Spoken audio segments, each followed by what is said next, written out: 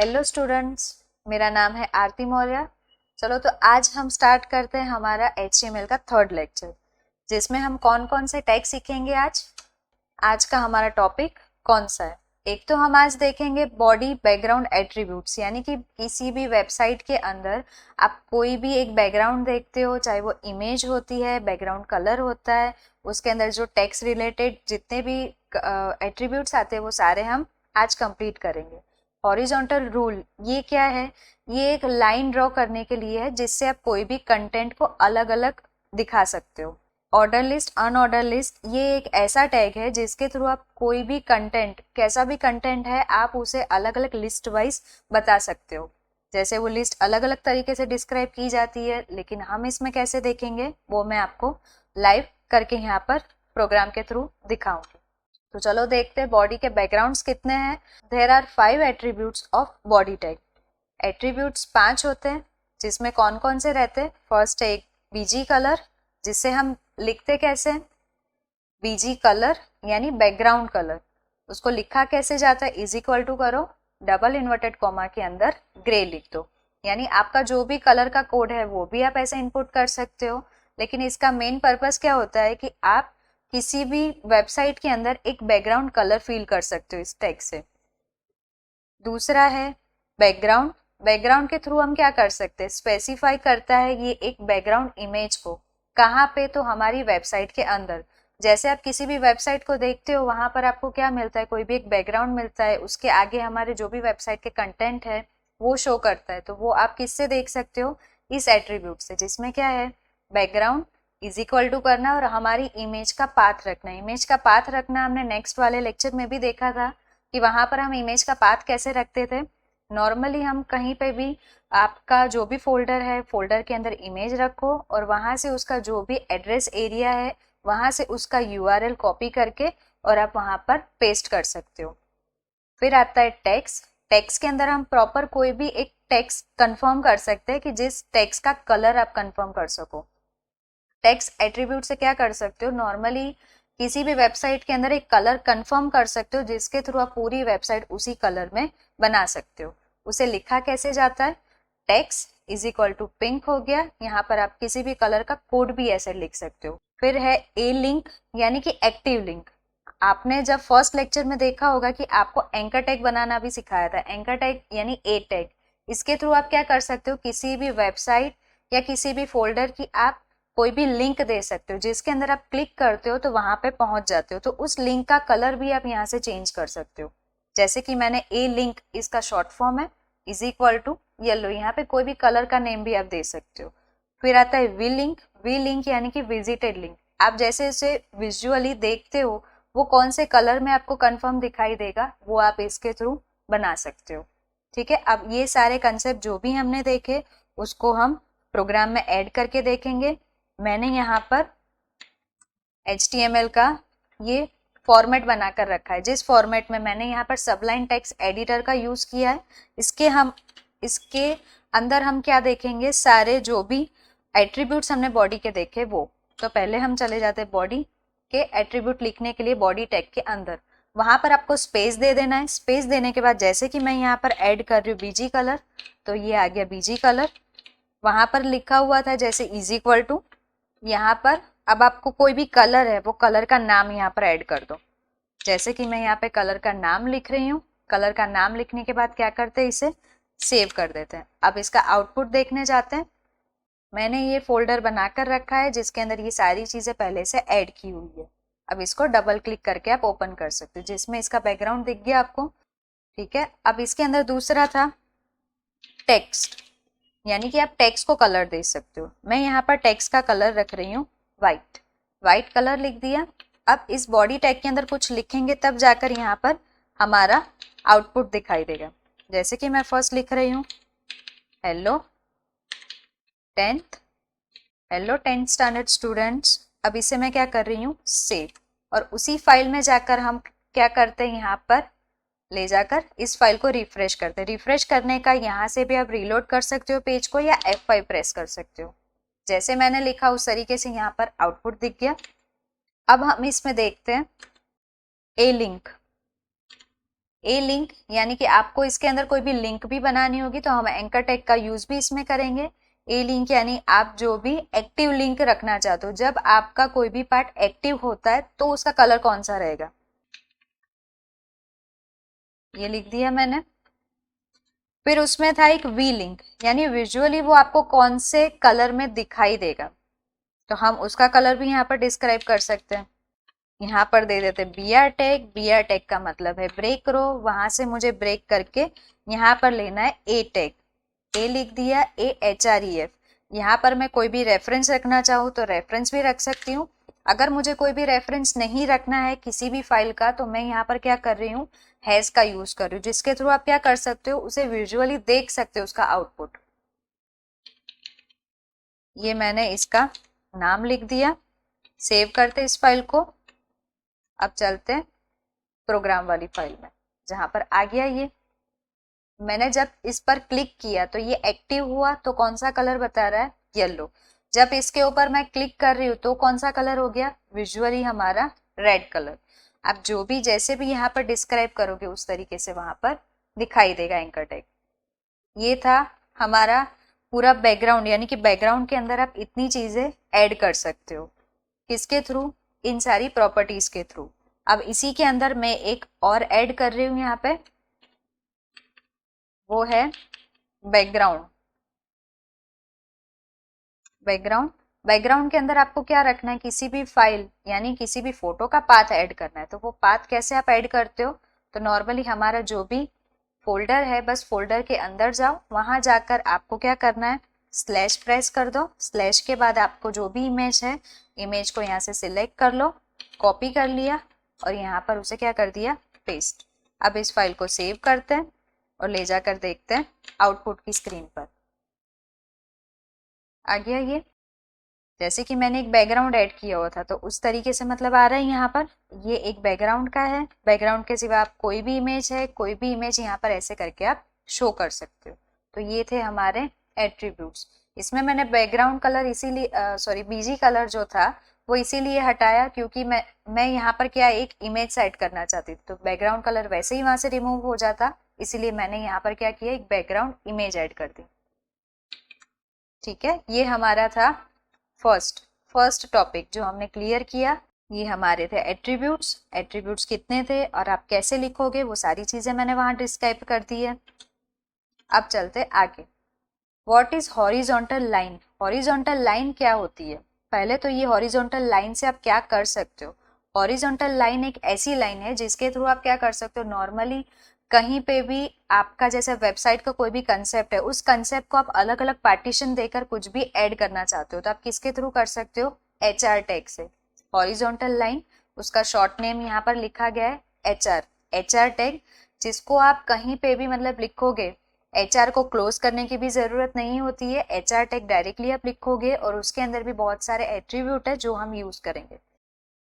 What is attributes of horizontal row, horizontal row के attributes कौन से हैं, उसके 4 एट्रीब्यूट्स है। 4 एट्रीब्यूट्स में आपको कौन कौन सा एट्रीब्यूट कहाँ यूज करना है वो हम देखेंगे। एक तो आता है कलर। नॉर्मली आप किसी भी लाइन को अगर डिस्क्राइब कर रहे हो कहीं पे भी तो आपको उसका कलर भी डिफाइन करना होता है। कलर डिफाइन करने के लिए आप किसका यूज कर सकते हो, तो कलर का कोड ले सकते हो या तो आपको कलर का नेम लिखना है वहां पर। फिर आता है उसकी विड्थ।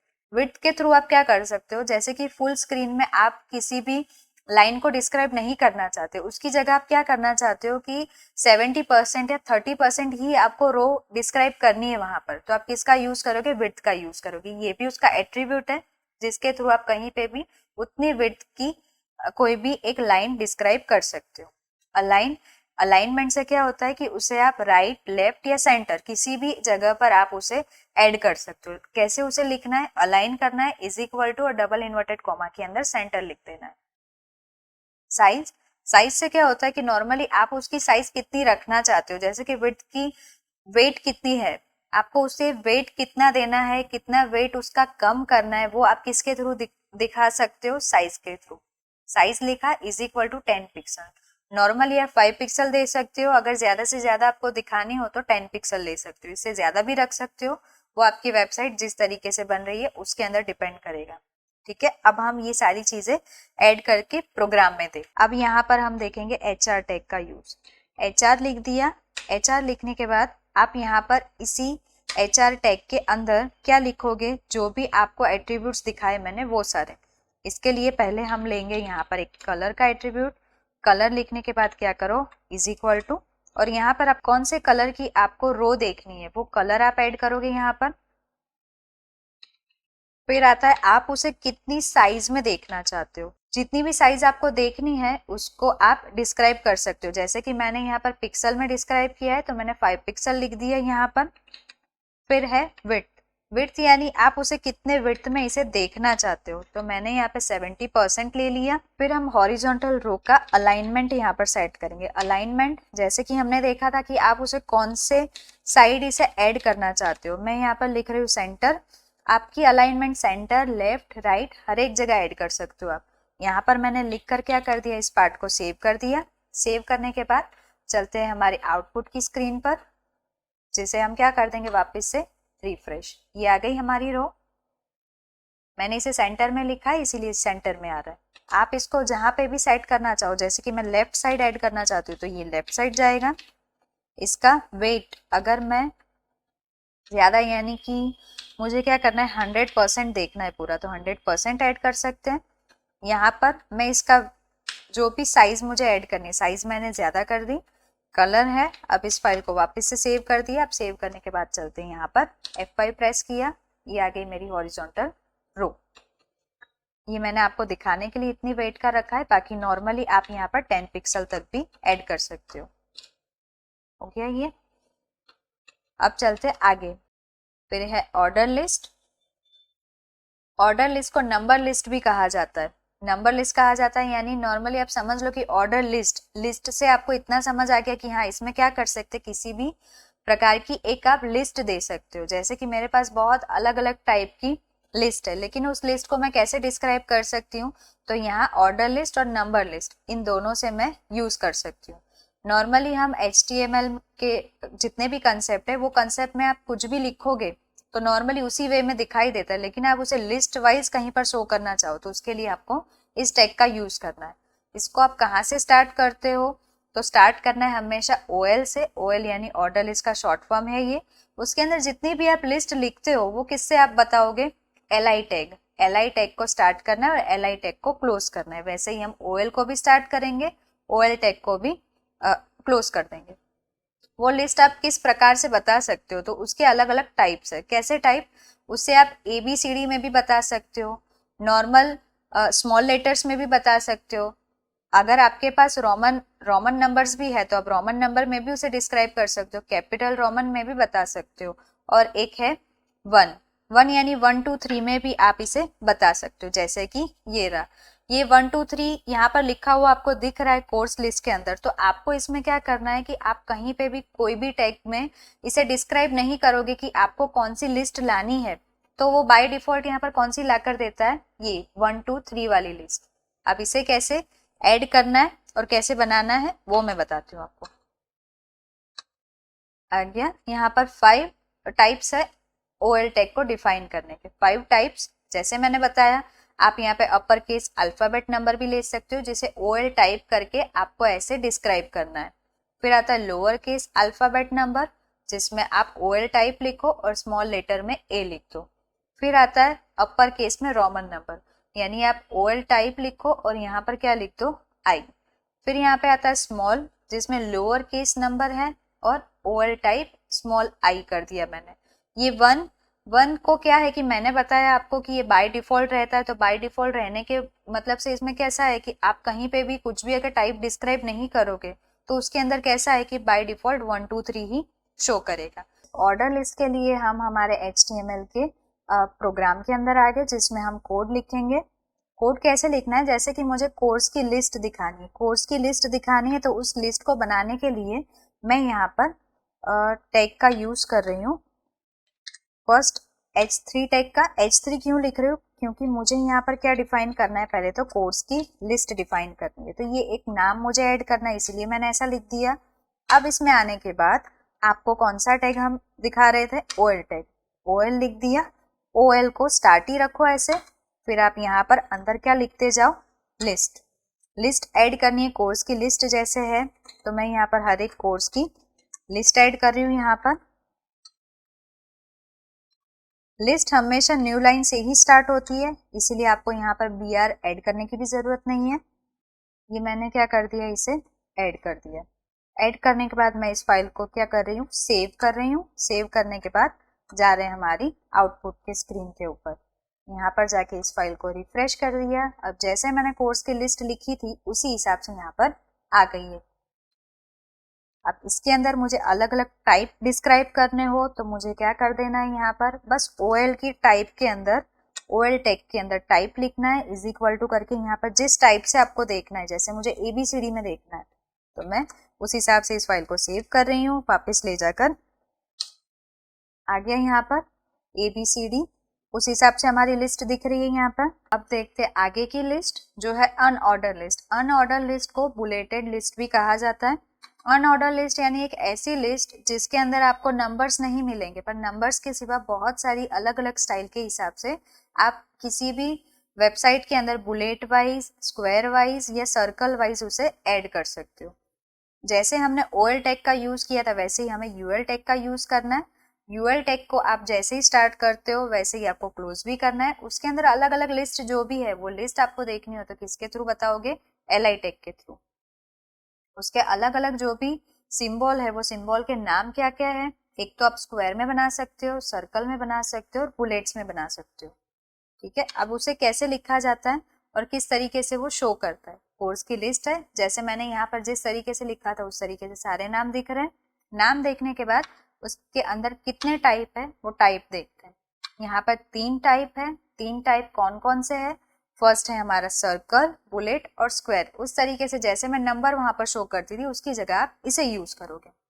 उसे कैसे डिस्क्राइब करना है, तो UL type circle, UL type bullet और UL टाइप स्क्वायर। उसके अंदर बुलेट है तो बुलेट क्या है, बाय डिफॉल्ट अगर आप कहीं पे भी कुछ भी डिफाइन नहीं करोगे तो बाय डिफॉल्ट कौन सा लेगा, वो बुलेट टाइप। ठीक है, अब हम चलते हैं हमारी प्रोग्राम की स्क्रीन पर। UL लिख दिया और उसे क्लोज कर दिया। अब यहाँ पर हमारी जो भी लिस्ट है, लिस्ट को स्टार्ट करते हैं। लेकिन पहले मैं यहाँ पर आपको बता देती हूँ कि H3 के अंदर मुझे क्या लिखना था, मैं क्या डिफाइन कर रही हूँ आपको, तो कोर्स की लिस्ट। तो मैं यहाँ पे कोर्स की लिस्ट ऐड कर देती हूँ और यहाँ पर देखेंगे वो लिस्ट कैसे डिफाइन करनी है। अब यहाँ पर आ गए, यहाँ पर आपकी जो भी जितनी भी मतलब है वो सारी लिस्ट को आप डिस्क्राइब कर दो। ये लिख दिया यहाँ पर कॉर्पोरेट टैली। दूसरा LI स्टार्ट किया। अब इस LI के अंदर मैं यहाँ पर ऐड कर रही हूँ MS ऑफिस LI। इस LI के अंदर हम लिखेंगे हमारा दूसरा कोर्स, ये है DTP। यहाँ पर इस फाइल को मैं सेव कर रही हूँ। सेव करने के बाद ले जा रही हूँ हमारी आउटपुट की स्क्रीन के ऊपर। यहाँ पर ले जाकर क्या करते हैं, इसे रिफ्रेश करने के हिसाब से यहाँ पर देख लिया आपने, बाय डिफॉल्ट मैंने वहां पर कुछ भी ऐड नहीं किया था। तो क्या हो रहा है, हमें यहाँ पर सारे जो भी आउटपुट है वो किसके थ्रू बता रहा है, बुलेट के थ्रू। अब इसमें मैं अलग से डिफाइन करती हूँ UL की टाइप को। UL की टाइप ले ली। टाइप के अंदर मैं यहाँ पर डिस्क्राइब करूंगी जैसे कि स्क्वायर, तो वो हो जाएगा स्क्वायर में। सेव किया, वापस वहां गए, F5 ऐड कर दिया, वहां पर हो गया ये स्क्वायर। वैसे ही अगर आप सर्कल को यूज करना चाहते हो तो यहाँ पर क्या ऐड कर दोगे, सर्कल। तो वहां पर आपका आउटपुट कैसा हो जाएगा, सर्कल। हो गया ये, आपने देख लिया अनऑर्डर लिस्ट। मैंने आपको आज जितने भी टैग समझाए वो टैग आपको समझ में आए होंगे। अगर समझ में ना आया हो, कोई भी डाउट हो तो आप कमेंट करके पूछ सकते हो, उसमें आपके सारे डाउट है वो डाउट सॉल्व किए जाएंगे। अगर आपको ये वीडियो पसंद आया हो तो आप लाइक, शेयर और सब्सक्राइब कर दीजिएगा।